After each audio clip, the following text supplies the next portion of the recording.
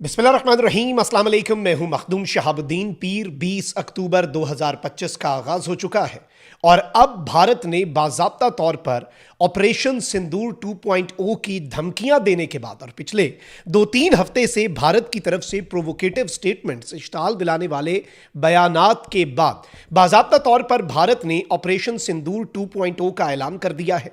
और यह ऐलान भारत के आर्मी चीफ की तरफ से किया गया है दिवाली के मौके पर अपने जो सरहद पे मौजूद जवान हैं उनसे की गई गुफ्तगू में। पाकिस्तान पर फौजी चढ़ाई और खुली जंग, इस हवाले से मुकम्मल तौर पर भारत जो है वो तैयार नजर आ रहा है।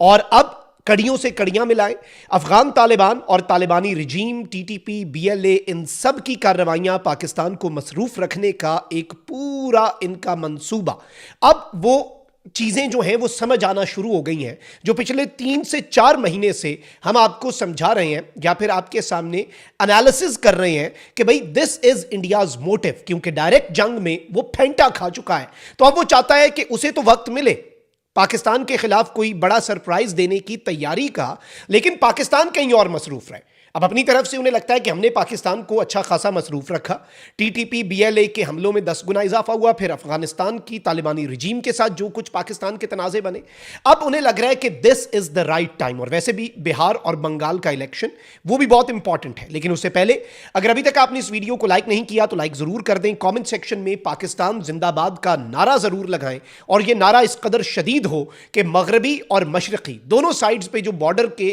अक्रॉस पाकिस्तान को खत्म करने का जहन में खन्नास लिए बैठे हैं, उन्हें पता चल जाए कि पाकिस्तान की कौम यूनाइटेड है and there is no power on earth that can undo Pakistan. दुनिया की कोई दुनियावी ताकत जो है वो पाकिस्तान को खत्म नहीं कर सकती। पाकिस्तान ने सलामत रहना है और ता क़यामत रहना है।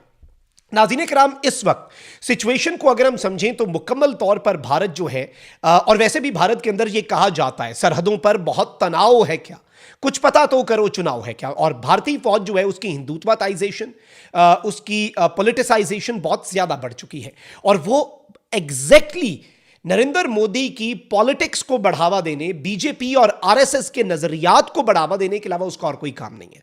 और जो हालिया स्टेटमेंट्स हैं अगर हम उन्हें भी देखें, उनमें हमें बहुत कुछ जो है वो वाजे हो जाता है, बहुत कुछ हमारे सामने क्लियर हो जाता है कि भारत जो है वो क्या करने जा रहा है और भारत का जो मंसूबा है, घिनौना मंसूबा, वो क्या है। चाहे राजनाथ की स्टेटमेंट्स हो, चाहे भारतीय आर्मी चीफ की ये स्टेटमेंट हो कि पाकिस्तान को नक्शे से मिटा देंगे, और चाहे फिर अभी हाल ही में जो कल बेसिकली स्टेटमेंट जारी की राजनाथ ने। और राजनाथ ने क्या कहा?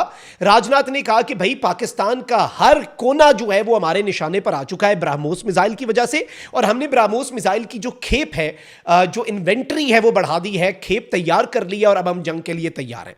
अब नाज़रीन किराम, भारत का जो आर्मी चीफ है द्विवेदी, उसने कहा है कि operation Sindoor to continue as preparations begin for second phase. अब नाज़रीन किराम, इसने दिवाली विजिट जो है वो किया और जनरल द्विवेदी जो है उसने कहा कि भाई आर्मी जो है वो इस वक्त मुकम्मल तौर पे हमारी तैयार है, हमारी तैयारियां जो हैं वो मुकम्मल हैं। और इसने कहा है कि ऑन गोइंग मिलिट्री एक्शन, जिसे ऑपरेशन सिंदूर 1.0 कहा जाता है, वो रुका ही नहीं। यानी सिंदूर ऑपरेशन तो रुका ही नहीं, अब हमने सिर्फ फायरिंग जो है वो पॉज की है और ऑपरेशन जो है उस वक्त तक जारी रहेगा जब तक हमारे ऑब्जेक्टिव्स हम हासिल नहीं कर लेते।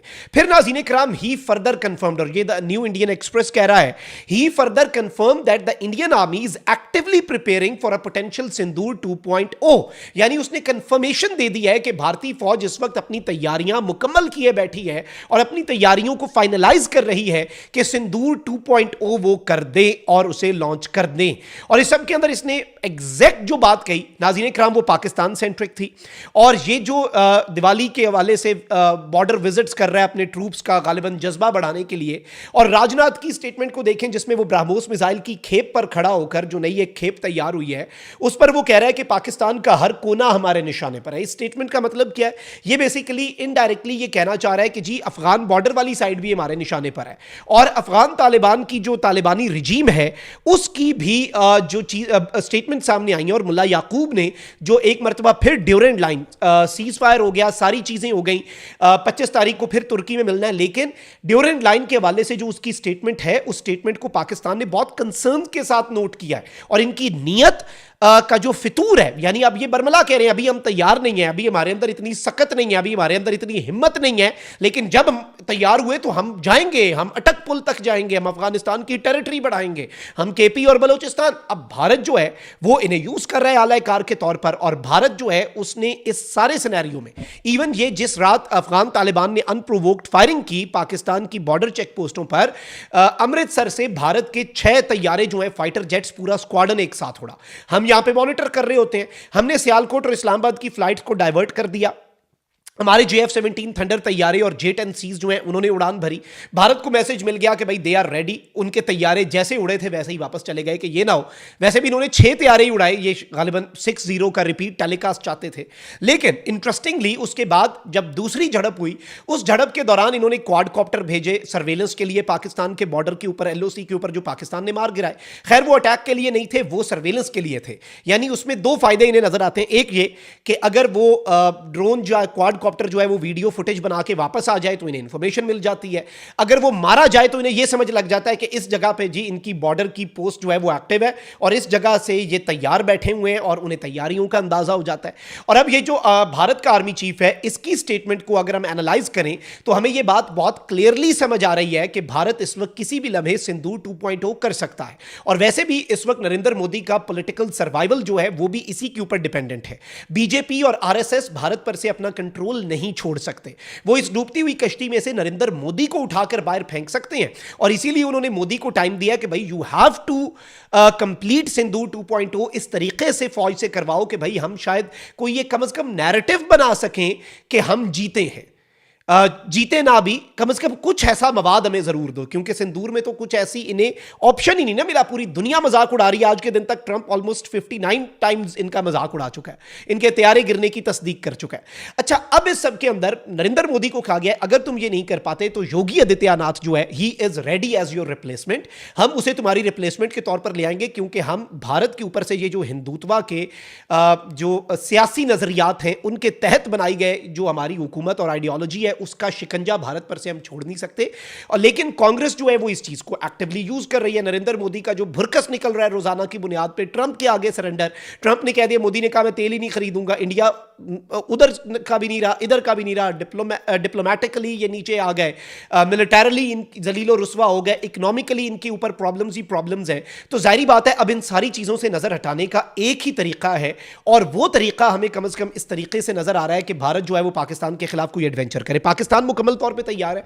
तुम लोग हमारे खिलाफ 2 फ्रंट वॉर मुसल्लत करना चाहते हो तो हम भी तुम्हें पीछे से ईस्टर्न साइड से क्या पता सरप्राइज दे दें। पाकिस्तान के मिसाइल्स जो हैं वो पूरे भारत को अपने रडार पे रखे हुए हैं, तो तुम लोग ब्रह्मोस की धमकियां दे रहे हो। तुम लोगों का तो हुजम बहुत ज्यादा ना, हमारे मिसाइल तो पूरे भारत के हर कोने तक जा सकते हैं, और हमें यह भी पता है कि तुम्हारे एसेट्स और तुमने अपनी सारी चीजें ईस्टर्न साइड पे रखी हुई है कि पाकिस्तान वहां तक नहीं आएगा। तो इस मरतबा पाकिस्तान ने रहम ना दिखाने का फैसला किया है, और पाकिस्तान की स्टेट की सख्त तरीन पॉलिसी का अंदाजा जो तालिबानी रजीम के साथ हमने किया ना, उससे भी लगा सकते हो तुम लोग के जहन में चल के आ रहा है, झुकना नहीं है, तुन के रखना है। अमन चाहते हैं लेकिन जिसने कोशिश की उसे तुना जाएगा, और पूरी कौम सीसा पिलाई दीवार बन के बुनियानो मरसूस की तरह पूरी कौम जो है वो मिलकर लड़ती है, और यही चीज है जो पाकिस्तान को जिताती है। अल्लाह की मदद और अल्लाह की नुसरत। अल्लाह निगहबान। पाकिस्तान जिंदाबाद।